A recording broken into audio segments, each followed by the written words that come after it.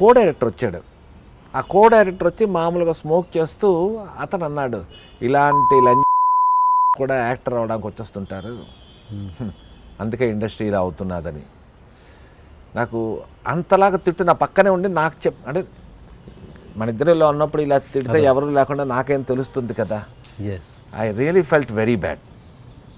నేను అతనికి ఏం చెప్పలేను, ఎందుకంటే అతను కో డైరెక్టర్, నేను జస్ట్ ఫస్ట్ వస్తున్న ఆర్టిస్ట్. బట్ చెప్పాను, గాడ్ ఈజ్ ఆల్వేస్ దేర్ అని. సర్కిల్ తిరిగింది, నేను నా క్యారవాన్లో కూర్చొని ఉన్నాను, అదే కో డైరెక్టర్ నాకు డైలాగ్ అందించడానికి వచ్చాడనమాట. బయటను వస్తే మా అసిస్టెంట్ ఉండేను, సరే ఇలాగ కో డైరెక్టర్ గారు వచ్చాడంటే లోపలికి వచ్చాడు.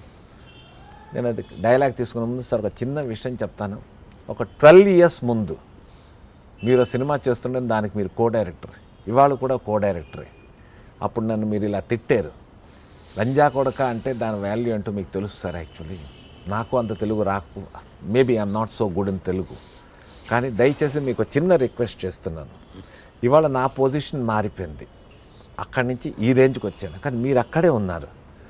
కొత్తగా వచ్చిన వాళ్ళు అలాంటి తిట్లు తిట్టకండి సార్, ఎన్నో ఆశలు పెట్టుకొని వస్తాం మేము.